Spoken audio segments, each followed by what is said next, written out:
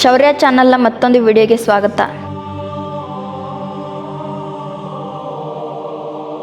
ಆಂಜನೇಯ ಸ್ವಾಮಿಯ ಕುರಿತು ತಿಳಿದುಕೊಳ್ಳಲು ಹೋದರೆ ಅದೆಷ್ಟೋ ವಿಚಾರಗಳಿವೆ. ಹನುಮಂತನ ಬಗ್ಗೆ ನಾವು ಯಾವೆಲ್ಲ ವಿಚಾರಗಳನ್ನು ತಿಳಿದುಕೊಳ್ಳಬೇಕು?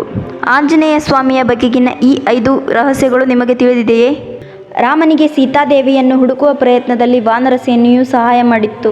ಈ ವಾನರ ಸೇನೆಯಲ್ಲಿ ಹನುಮಂತನೇ ಪ್ರಮುಖನು. ಹನುಮಂತನು ತನ್ನ ಬುದ್ಧಿವಂತಿಕೆ, ಧೈರ್ಯ, ವೇಗ ಮತ್ತು ಶಕ್ತಿಯಿಂದ ಪ್ರಸಿದ್ಧಿಯನ್ನು ಹೊಂದಿದ್ದನು. ಈ ಸಮಯದಲ್ಲೇ ರಾಮನಿಗೆ ಹನುಮಂತನು ಅತ್ಯಂತ ಆಪ್ತನಾಗುತ್ತಾನೆ. ಹನುಮಂತನು ರಾಮನ ಅತ್ಯಂತ ನಿಷ್ಠಾವಂತ ಭಕ್ತನಾಗಿದ್ದ. ಹನುಮಂತನ ಕುರಿತು ತಿಳಿದುಕೊಳ್ಳಲು ನಮಗೆ ಸಾಕಷ್ಟು ವಿಚಾರಗಳಿವೆ. ಅವುಗಳು ಯಾವುವು ಎಂಬುದನ್ನು ತಿಳಿದುಕೊಳ್ಳೋಣ. ಹನುಮಂತನು ಅಂಜನಾ ಮತ್ತು ಕೇಸರಿಯ ಮಗ. ಅಂಜನಾದೇವಿಯು ಶಿವನಂತಹ ಮಗನನ್ನು ಪಡೆಯಲೆಂದು ಶಿವನನ್ನು ಆರಾಧಿಸಿ ಆತನಿಂದ ವರವನ್ನು ಪಡೆಯುತ್ತಾಳೆ. ಈ ಕಾರಣಕ್ಕಾಗಿ ಹನುಮಂತನನ್ನು ಶಿವನ ಅವತಾರವೆಂಬುದು ನಂಬಿಕೆ.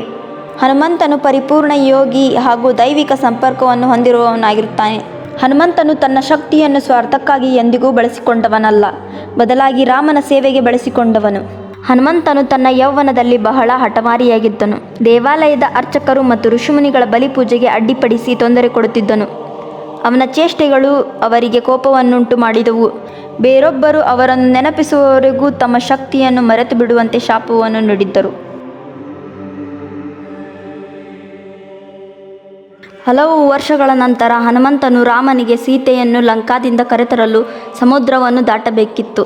ಇದರ ಬಗ್ಗೆ ವಾನರ ಸೇನೆಯಲ್ಲಿ ಚರ್ಚೆಗಳು ಎದುರಾದಾಗ ಜಾಂಬವಂತನು ಹನುಮಂತನ ಶಕ್ತಿಯನ್ನು ನೆನಪಿಸುತ್ತಾನೆ. ಜಾಂಬವಂತ ತನ್ನ ಮಾತನ್ನು ಮುಗಿಸಿದಾಗ ಋಷಿಗಳು ಶಾಪ ಕೊನೆಗೊಂಡಿತ್ತು. ಹನುಮಂತನಿಗೆ ಅವನ ಪರಾಕ್ರಮ ನೆನಪಾಯಿತು. ಸೀತೆಯನ್ನು ರಾವಣನಿಂದ ರಕ್ಷಿಸಿದ ನಂತರ ರಾಮ ಮತ್ತು ಹನುಮನು ಬೇರಾಗುವ ಸಮಯ ಬರುತ್ತದೆ. ಆಗ ಹನುಮಂತನು ರಾಮನನ್ನು ಕುರಿತು ನನ್ನ ಭಕ್ತಿ ಸ್ಥಿರವಾಗಿರಲಿ ಎಂದು ರಾಮನನ್ನು ಪ್ರಾರ್ಥಿಸಿದನು. ಜನರು ರಾಮನ ಬಗ್ಗೆ ಮಾತನಾಡುವವರೆಗೂ ಹನುಮಂತನು ಜೀವಂತವಾಗಿರಲು ಬಯಸಿದನು. ಆದ್ದರಿಂದ ಹನುಮಂತನು ರಾಮನಲ್ಲೇ ಹೀಗೆಂದು ಕೇಳಿಕೊಳ್ಳುತ್ತಾನೆ. ಇದರಿಂದ ಶಾರೀರಿಕವಾಗಿ ಜೊತೆಗಿಲ್ಲದ ನೋವು ಹನುಮಂತನಿಗೆ ಒಂದಿಷ್ಟು ಕಡಿಮೆಯಾಯಿತು. ಆಗ ರಾಮನು ಹನುಮಂತನಿಗೆ ಭೂಮಿಯ ಮೇಲೆ ಎಲ್ಲಿಯವರೆಗೆ ರಾಮನಾಮ ಇರುತ್ತದೆಯೋ ಅಲ್ಲಿಯವರೆಗೂ ನೀನು ಇರುತ್ತೀಯ ಎನ್ನುವ ವರವನ್ನು ನೀಡುತ್ತಾನೆ.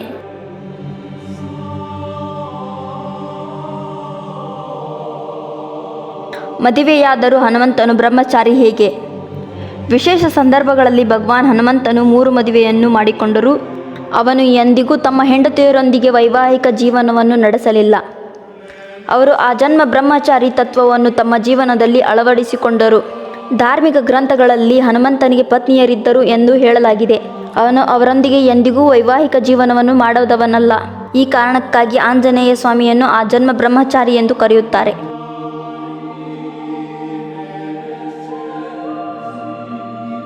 ಹನುಮಂತನು ಎಲ್ಲ ದೇವರಿಂದ ಆಶೀರ್ವದಿಸಲ್ಪಟ್ಟನು ಏಕೆ? ಹನುಮಂತನಿಂದ ಸೂರ್ಯದೇವನನ್ನು ರಕ್ಷಿಸುವುದಕ್ಕಾಗಿ ಇಂದ್ರದೇವನು ತನ್ನ ವಜ್ರಾಯುಧದಿಂದ ಹನುಮಂತನಿಗೆ ಹೊಡೆಯುತ್ತಾನೆ. ನೋವಿನಿಂದ ಹನುಮಂತನು ಪ್ರಜ್ಞಾಹೀನನಾಗುತ್ತಾನೆ. ಮಗನ ಸ್ಥಿತಿಯನ್ನು ಕಂಡು ಕೋಪಗೊಂಡ ವಾಯುದೇವನು ಬ್ರಹ್ಮಾಂಡದಲ್ಲೇ ಗಾಳಿ ಸಂಚಾರವನ್ನು ನಿಲ್ಲಿಸುತ್ತಾನೆ. ಬ್ರಹ್ಮಾಂಡದ ವಿಪತ್ತಿಗೆ ಹೆದರಿ ದೇವತೆಗಳು ಸಹಾಯಕ್ಕಾಗಿ ಸೃಷ್ಟಿಕರ್ತನಾದ ಬ್ರಹ್ಮನನ್ನು ಸಂಪರ್ಕಿಸಿದರು. ಬ್ರಹ್ಮದೇವನು ಹನುಮಂತನಿಗೆ ಪುನರುಜ್ಜೀವನ ನೀಡುತ್ತಾರೆ.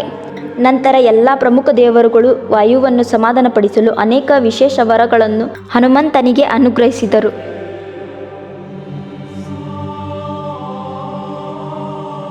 ಇದಾಗಿತ್ತು ಹನುಮಂತನ 5 ರಹಸ್ಯಗಳು.